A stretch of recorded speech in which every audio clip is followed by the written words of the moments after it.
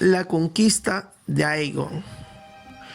Los maestros de la ciudadela, encargados de preservar la historia de Poniente, han utilizado la conquista de Aegon como punto de referencia cronológica durante los 300 últimos años, al datar nacimientos, defunciones, batallas y otros sucesos que indican DC, después de la conquista, o AC, antes de la conquista.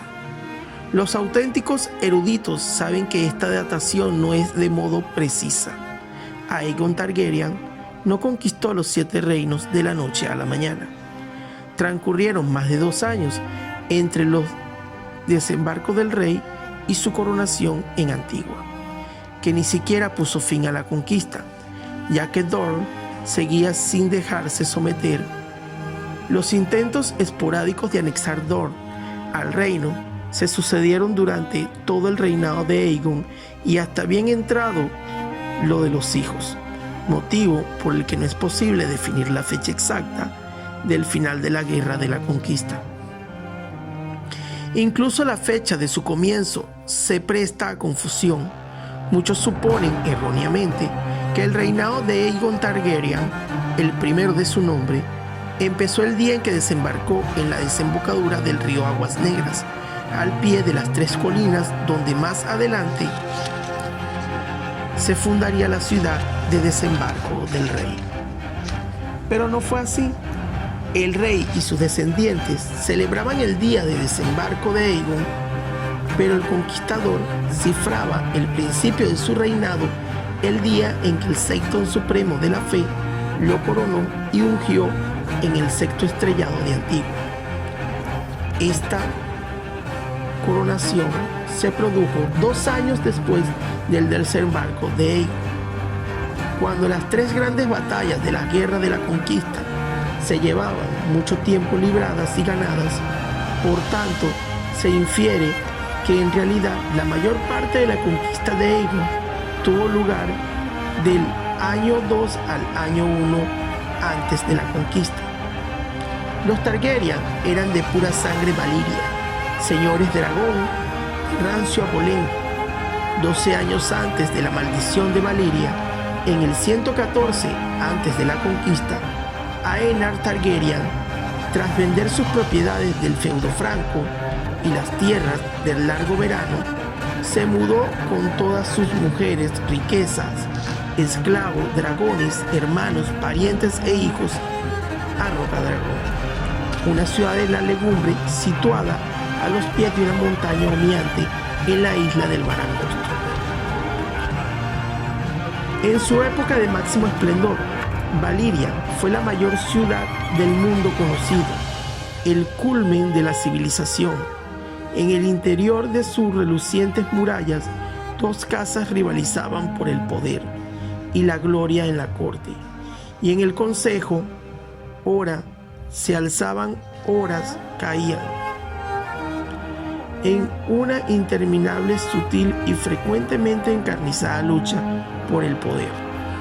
Los Targaryen no eran ni con mucho los señores dragones más poderosos, y sus rivales interpretaron su ida a Rocadragón como una rendición, un acto de cobardía.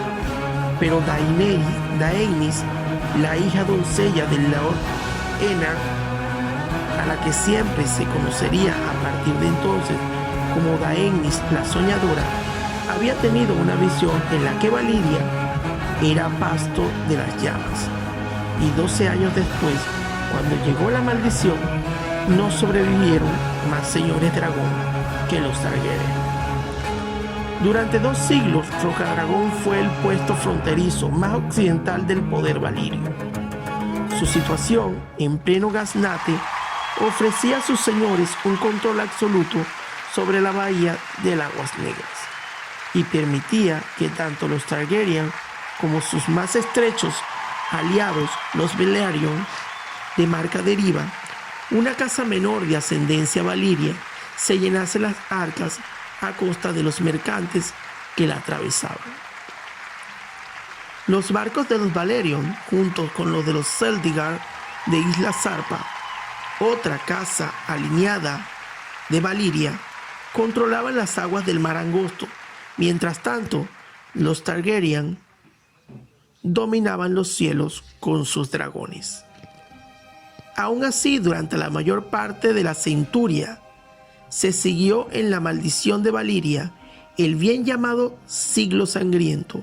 La casa Targaryen tenía las miras más puestas en el este que en el oeste, y mostraba muy poco interés en los asuntos de Poniente. Gaedmon Targaryen, el hermano y marido de Daenerys la Soñadora, fue señor de Rocadragón tras Aenar el Exiliado, y lo llegó a conocer como Gaemon el Glorioso. Cuando murió, sus hijos Aegon y Elaena gobernaron juntos. Lo sucedieron sus hijos Maegon, su hermano Aerys y los hijos de este, Aelix, Baelon y Daemion. El último de los tres hermanos era Daemion, cuyo hijo Aerion heredó el señorío de Rocadragón. El Aegon, que pasó a la historia como Aegon el Conquistador, y Aegon el Dragón, nació en Rocadragón en el 27 AC. Era el único varón y segundo vástago de Aerion, señor de Rocadragón, y de Lady Baela de la casa Velaryon, esta última Targaryen por parte de madre. Aegon tenía dos hermanas de linaje auténtico, Visenya, mayor que él, y Rhaenys, de menor edad. Desde hacía mucho era costumbre entre los señores dragón de Valiria que se casaran entre hermanos y hermanas, con el fin de conservar la pureza de sangre. Pero Aegon se casó con sus dos hermanas. Por tradición debería haberse casado tan solo con Visenya, la mayor, aunque inusitada, la inclusión de Rhaenys como segunda esposa tenía precedente.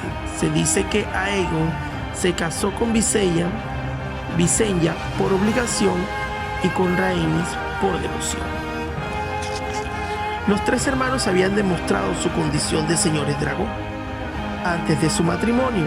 De los 5 dragones que habían volado al exilio con Aenar desde Valyria, solo uno había sobrevivido. Hasta los días de Aegon, la gran bestia llamada Balerion, el Terror Negro, las dragonas Vhagar y Meraxes eran más jóvenes, salidas del huevo en Rocadragón. Según un mito muy común de los que difunden los ignorantes, Aegon Targaryen no pisó Poniente hasta el día en que se dispuso a su conquista. Pero esto no puede ser cierto. Años antes se había tallado y decorado por orden suya la mesa pintada, una enorme pieza de madera de casi 20 varas de largo con un contorno que seguía la forma de Poniente, y decorada con todos los bosques, poblaciones y castillos de los 7 reinos. Claramente, el interés de Aegon por Poniente era muy anterior a los acontecimientos que lo instarían a emprender la guerra. Además, existen informes fiables de que Aegon y su hermana Visenya visitaron de jóvenes las ciudadelas de Antigua y de que se les dio practicar la sastrería en el Rejo como invitados del Lord Rayway. Puede que Aegon también visitara Lannisport, aunque los registros son contradictorios. El poniente de la juventud de Aegon estaba dividido en 7 reinos beligerantes. Pocas épocas hubo en que no anduviera batalla entre sí 2 o 3 de ellos. El extenso frío y el pedregoso norte estaba gobernado por los Stark de Invernalia.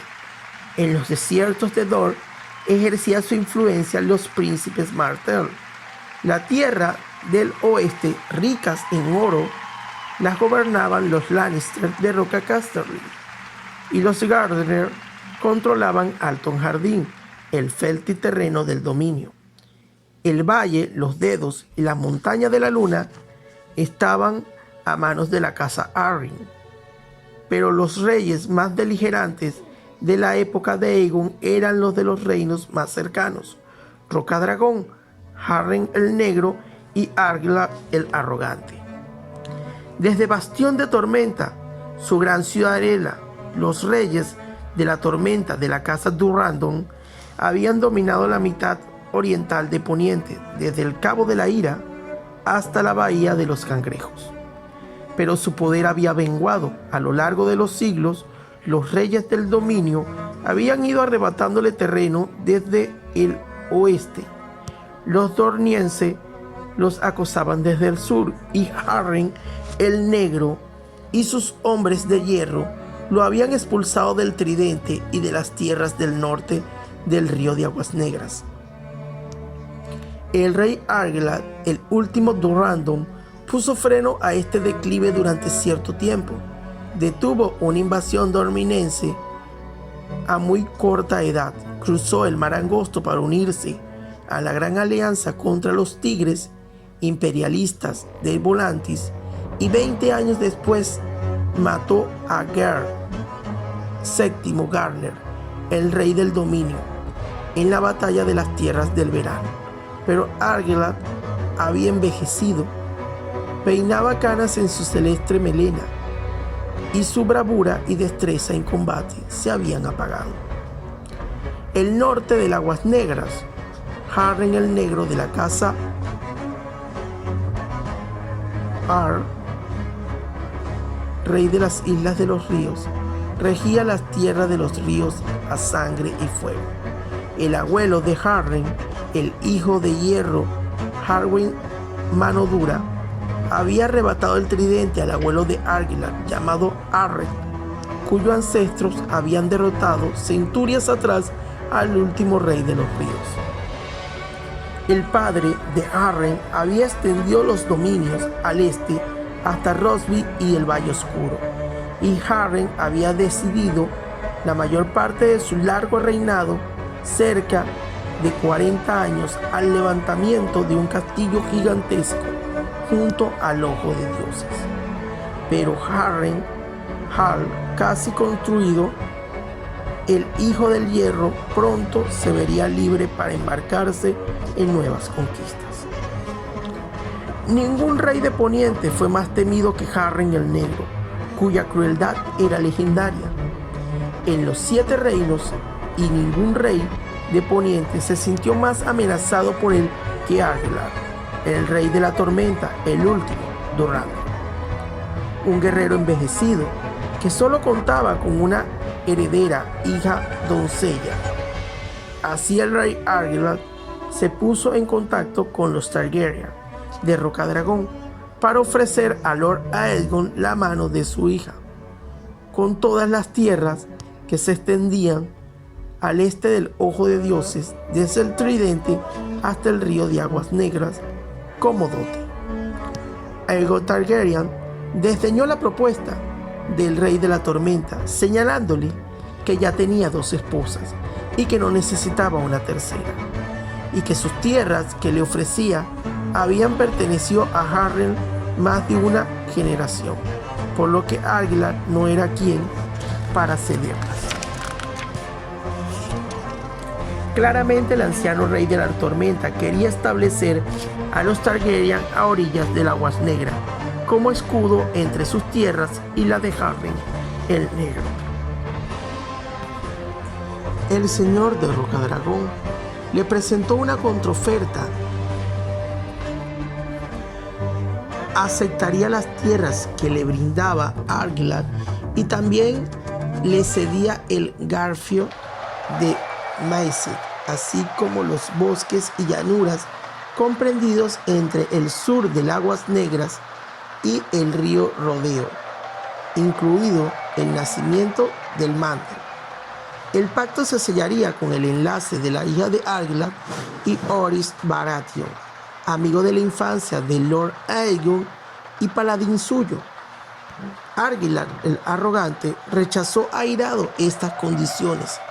Se remuneraba que Orys Baratheon era de baja estofa, hermano ilegítimo por parte del padre de Lord Aegon, y el rey de la tormenta no pensaba deshonrar a su hija, cediendo su mano a un bastardo. La manera indignada, Aguilar ordenó que cortaran las manos del mensajero de Aegon y se las devolvieran en una caja. Estas son las únicas manos que pienso conceder a vuestro bastardo, escribió. Aegon no respondió. Se limitó a convocar a sus amigos, banderizos y aliados principales para que acudieran a Rocadragón.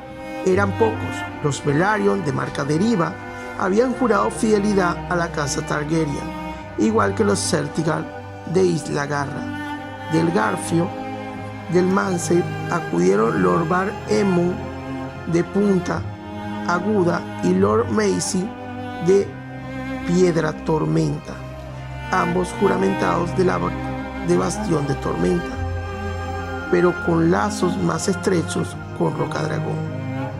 Lord Aegon y sus hermanas conversaron con ellos y juntos acudieron al secto del castillo para rezar a los 7 de Ponientes, aunque no existe constancia hasta entonces de que Aegon fuera un gran devoto. El 7º día, una bandada de cuervos partió de las torres de Rocadragón para llevar el mensaje de Lord Aegon a los 7 reinos de Poniente. Y los 7 reyes volaron, así como a la ciudadela de Antigua, a los grandes señores y a los menores, todos con idénticas palabras. A partir de ese día, únicamente habría un rey de Poniente, aquello que se prosternara ante Aegon de la casa Targaryen conservarían tierras y títulos. Los que se alzaban en armas encontrarán humillados y aniquilados. Existen distintas crónicas sobre el número de espadas que partieron de Rocadragón con Aegon y sus hermanas. Algunos dicen que eran 3.000 y otros que solo eran 200. Esta humilde hueste de los Targaryen desembarcó en el delta de las Aguas Negras, a la orilla norte, donde 3 colinas boscosas se levantaban sobre una aldea de pescadores. El tiempo de los 100 reinos, muchos señores menores habían reclamado para sí la desembocadura del río, entre ellos los reyes Tarly del Valle Oscuro, los Macy de Piedra Tormenta y los antiguos reyes de los ríos, fueran Mud Fisher, Bracken, Blackwater y Ward. En diversas ocasiones, torres y fuertes habían coronado las 3 colinas y habían sido derribados en una guerra o en otra. Por aquel entonces, solo quedaban piedras y ruinas cubiertas de maleza para recibir a los Targaryen, aunque tanto Bastión de Tormenta como Harrenhal la habían reclamado. La desembocadura no tenía defensas.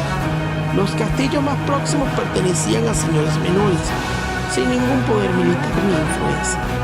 Señores que por añadidura no tenían muchos motivos para apreciar a sus supuestos señores feudales. Harren el Negro.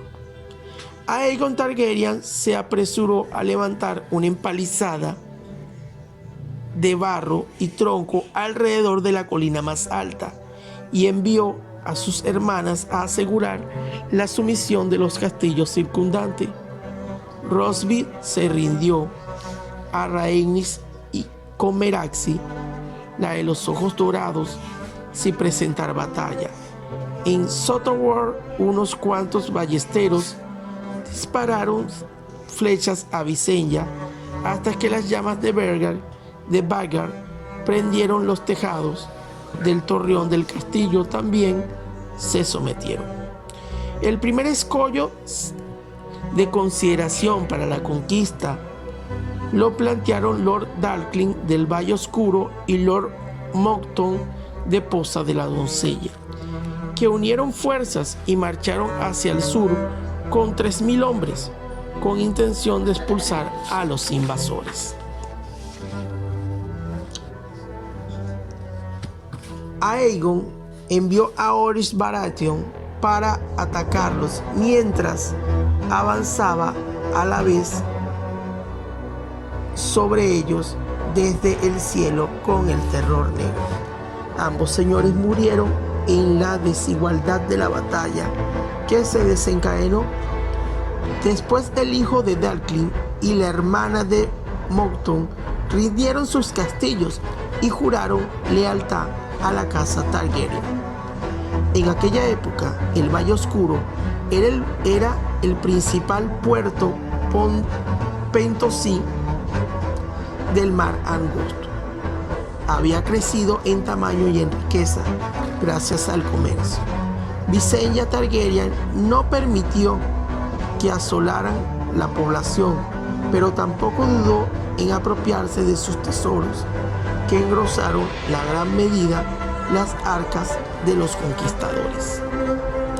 Quizás sea este el momento adecuado para hablar de las muy diversas afinidades de Aegon Targaryen y de sus hermanas y reinas. Visenya, la hermana, la mayor, tenía tanto de guerrera como el mismísimo Aegon, tan cómoda en la cota de malla como atractiva con las de seda. Empuñaba la espada larga Valyria, hermana oscura, y la manejaba con destreza, ya que se había entrenado junto a su hermano desde la infancia. Aunque tenía el cabello de oro y plata y los ojos violeta de los Valyria, la suya era una belleza dura y austera. Incluso los que más la apreciaron la consideraban adusta, seria e implacable. Algunos decían que jugaba con el veneno y se aventuraba en el terreno de la magia negra.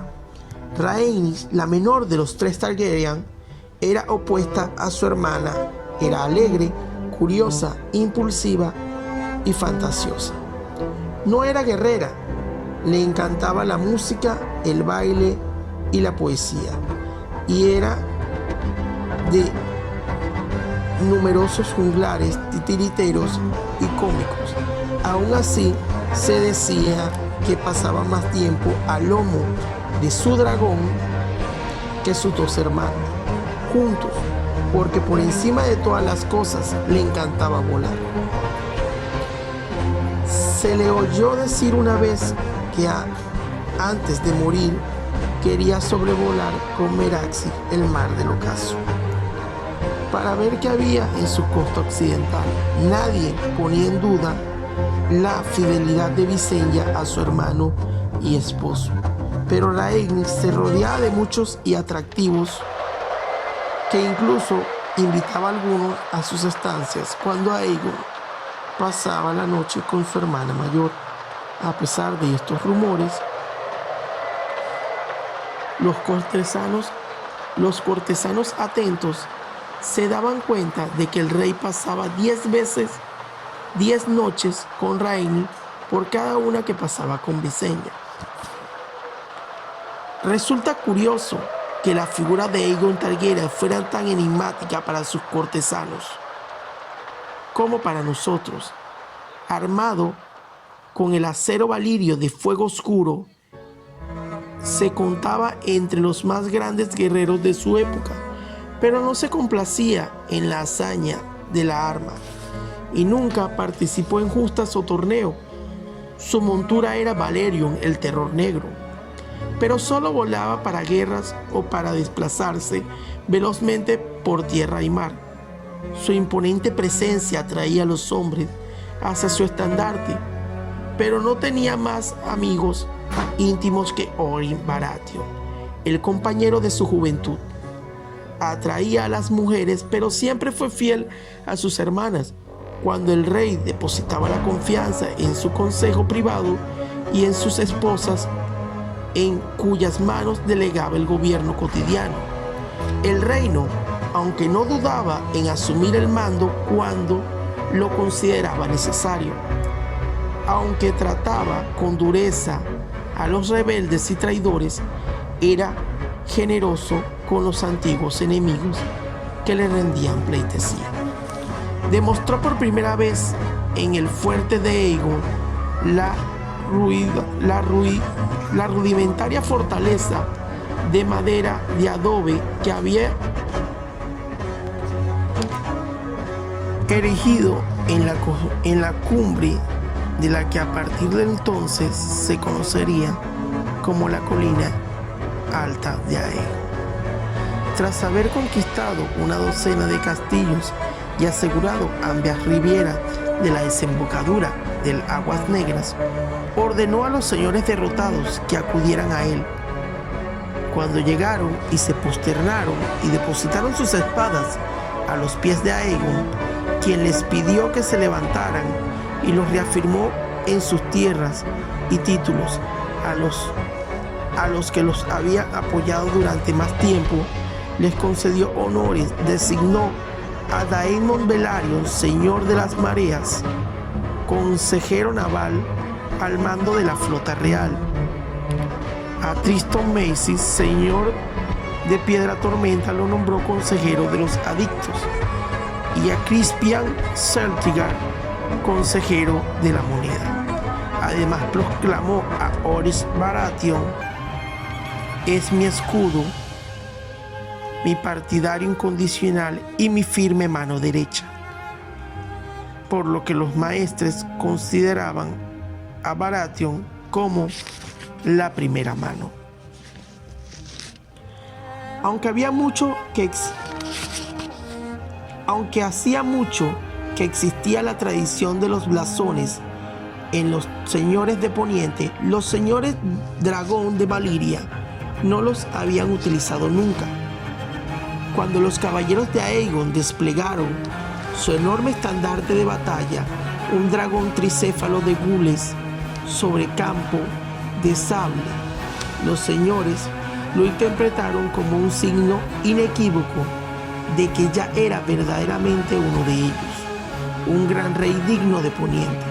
Cuando la reina Visenya coronó a su hermano con una diadema de acero valirio encastrada con rubíes, y la reina Rhaenys lo saludó como Aegon, el primero de su nombre, rey de todo Poniente y escudo de su pueblo. Los dragones rugieron y los señores y caballeros lo vitorearon, pero las ovaciones más fuertes fueron las del pueblo llano, la de los pescadores, los labriengos y las dueñas. Sin embargo, los 7 reyes que Aegon el dragón pensaba derrocar no estaban para celebraciones. En Harrenhal y en Bastión de Tormenta, Harren el negro y Argelar el arrogante ya habían convocado a sus banderizos. Desde el oeste, el rey Mer de Dorne del dominio cabalgó al norte a lo largo del camino del océano hasta Casterly para reunirse con el rey Loren de la casa Lannister. La princesa de Dorne mandó un cuervo a Rocadragón con la oferta de unirse a Aegon contra Argelar, el rey de la tormenta, pero como igual y aliado, no como una súbdita. Llegó otras ofertas de alianza y Ronald Arryn, el niño rey del nido de águilas, en las que su madre pedía todas las tierras del este de Forcaverde del Tridente a cambio del apoyo del valle contra Harren el Negro. Incluso en el norte, el rey Torren Stark de Invernalia estuvo reunido con sus banderizos y consejeros hasta altas horas de la noche para decidir qué hacer con aquel aspirante a conquistador.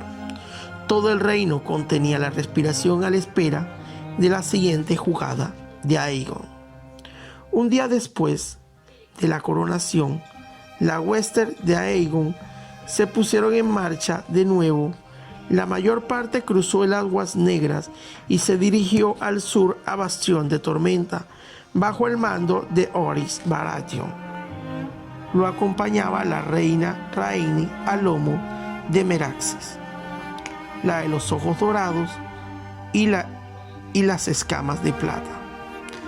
Y con eso, amigos, completamos nuestra primera lectura de nuestro libro escrito por George R.R. Martin, Fuego y Sangre. Este primer tomo que acabamos de leer nos cuenta exactamente cómo fue que Aegon Targaryen llegó a Poniente y cuáles fueron sus primeros movimientos.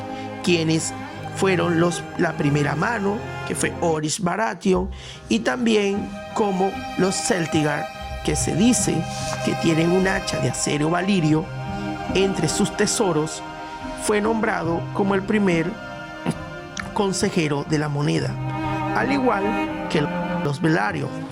Se sabe que los Targaryen y los Velaryon estuvieron comprometidos durante mucho tiempo a través del matrimonio. La misma madre de Aegon se puede descubrir aquí que era una Velaryon. Compañeros, hasta nuestro próximo capítulo estaremos leyendo lo que continúa después hasta que logremos leer todo el libro. Hasta luego.